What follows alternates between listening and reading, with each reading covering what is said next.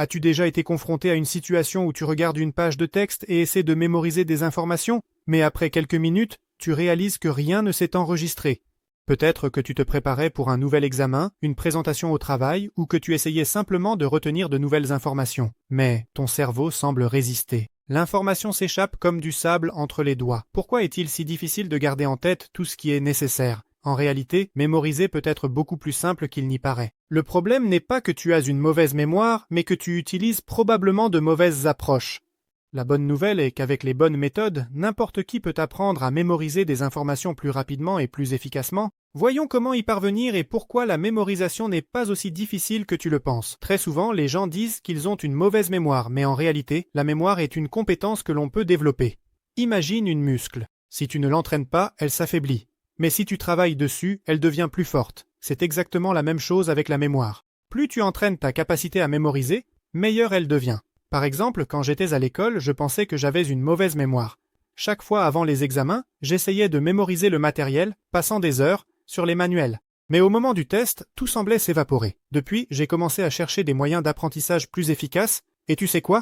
Ça a fonctionné, j'ai compris que ce n'était pas une question de mémoire, mais de la façon dont j'abordais le processus de mémorisation. Mais avant de plonger dans des méthodes spécifiques, examinons pourquoi les méthodes traditionnelles de mémorisation ne donnent souvent pas les résultats escomptés. Lorsque tu relis simplement le matériel encore et encore, cela crée une illusion de connaissance. Tu as l'impression d'être familier avec l'information, mais cela ne signifie pas qu'elle s'est ancrée dans la mémoire à long terme. Beaucoup d'entre nous ont l'habitude d'apprendre par cœur. Ils parcourent rapidement le matériel avant un examen ou une réunion importante. Nous essayons de faire entrer le plus de données possible dans notre tête en peu de temps.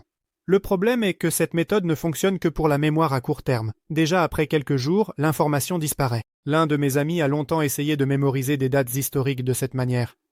Il étudiait plusieurs heures par jour, répétant le matériel encore et encore. Mais, quand le moment de l'examen arrivait, sa mémoire le trahissait. Lorsqu'il a décidé d'essayer d'autres techniques, dont je parlerai plus tard, ses résultats se sont considérablement améliorés. Il existe de nombreuses techniques qui t'aideront à mémoriser le matériel plus facilement et plus rapidement. Examinons quelques-unes d'entre elles, les associations et les images. Notre cerveau retient mieux l'information lorsqu'elle est liée à des images vives et à des associations. Cela est dû au fait que les images activent plus de zones du cerveau que de simples mots. Lorsque tu essaies de te souvenir d'un fait, crée dans ton esprit une image qui lui sera associée. Plus cette image sera inhabituelle et vive, mieux ce sera. Par exemple, quand j'apprenais des langues étrangères, j'essayais de créer des associations vives pour chaque mot. Par exemple, le mot espagnol gato signifie chat, je m'en souviens. Imaginez un chat qui se caresse lui-même. Cette image amusante a immédiatement ancré le mot dans ma mémoire. Un jour, alors que j'étudiais de nouveaux termes pour un projet, je les ai associés à des personnages célèbres de films. Cela a non seulement aidé à mémoriser plus rapidement des mots complexes, mais a également rendu le processus d'apprentissage plus captivant. La méthode du palais de la mémoire. La méthode des loci ou palais de mémoire est l'une des techniques de mémorisation les plus anciennes, utilisée déjà par les anciens Grecs et Romains. L'essence de la méthode est de s'imaginer un endroit familier, comme une maison ou une rue, et d'y placer les informations à mémoriser. Par exemple, quand j'avais besoin de mémoriser la structure d'un article complexe pour le travail, je m'imaginais en train de parcourir mon appartement et de laisser un point important dans chaque pièce. Ensuite, au moment voulu, je me promenais mentalement dans cet appartement et me souvenais de ce qui était rangé où. En appliquant cette technique, j'ai pu non seulement mémoriser les points clés de l'article, mais aussi en raconter la structure à mes collègues sans hésitation. C'est un excellent moyen pour ceux qui préfèrent visualiser l'information et aiment les approches créatives. D'ailleurs, le champion du monde de mémorisation de chiffres, Ben Pridmore, utilise précisément cette technique pour mémoriser des centaines de chiffres dans le bon ordre. Il dit que les associations avec des lieux réels permettent d'améliorer considérablement le processus de stockage de l'information et de division de l'information en blocs. L'un des meilleurs moyens de mémoriser un grand volume d'informations est de le diviser en petits blocs. Lorsque nous essayons de retenir quelque chose de complexe et volumineux, notre cerveau peut se bloquer. Mais si nous décomposons l'information en petites portions, la tâche devient beaucoup plus facile. Pour moi, cela a été une véritable révélation lorsque je me préparais pour ma première grande présentation. Au lieu d'apprendre à mémoriser l'ensemble de la présentation d'un coup, j'ai divisé le contenu en plusieurs parties et j'ai appris une partie à la fois. Cela m'a permis de ne pas surcharger mon cerveau tout en mémorisant beaucoup plus rapidement. Mon collègue de travail, qui parle souvent devant de grandes audiences, utilise également cette technique. Il compare la mémorisation à la préparation pour un marathon. Tu ne peux pas courir toute la distance d'un coup, mais tu peux le faire progressivement, par étapes, en augmentant la distance à chaque fois. Répétition avec des intervalles.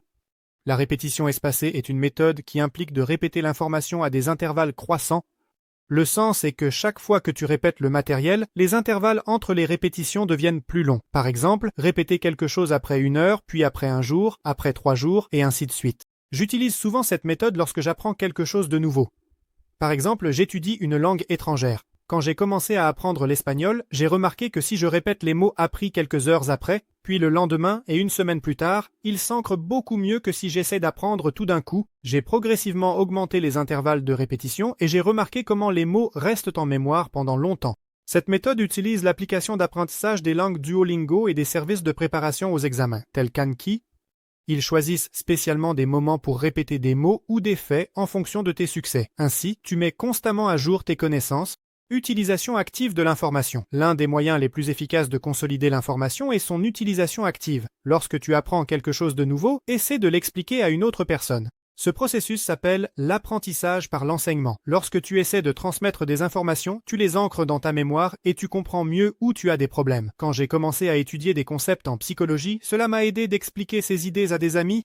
Ils ne comprenaient pas toujours immédiatement ce que je voulais dire, et je devais chercher de nouvelles façons d'expliquer. Cela m'a aidé non seulement à mieux assimiler le matériel, mais aussi à le comprendre plus en profondeur. D'ailleurs, cette méthode est activement utilisée dans les établissements éducatifs. De nombreux professeurs d'université conseillent aux étudiants de trouver des partenaires d'études et de s'expliquer mutuellement des sujets complexes. Cela aide non seulement à mémoriser le matériel, mais aussi à apprendre à penser de manière critique. Il existe plusieurs astuces supplémentaires qui peuvent rendre le processus de mémorisation encore plus facile et agréable. Voici quelques-unes d'entre elles. Utilisez la méthode de Feynman.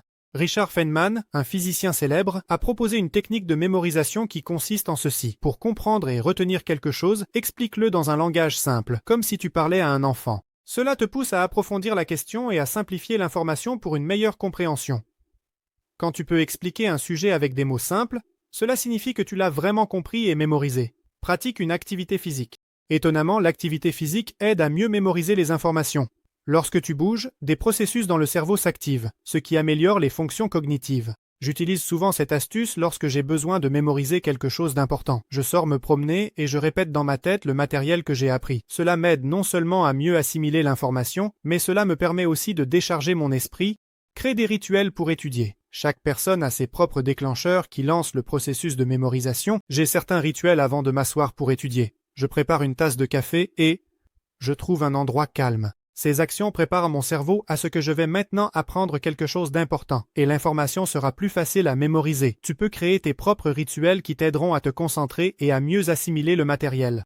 Nous avons également un plan sur la façon d'apprendre efficacement et de mémoriser des informations sur notre canal Telegram. Clique sur le lien dans la description. Les émotions jouent un rôle énorme dans le processus de mémorisation. Lorsque l'information suscite en nous de fortes émotions, elle est mémorisée beaucoup mieux. Souviens-toi de combien de films ou même d'événements aléatoires tu te souviens parce qu'ils ont suscité en toi des sentiments vifs.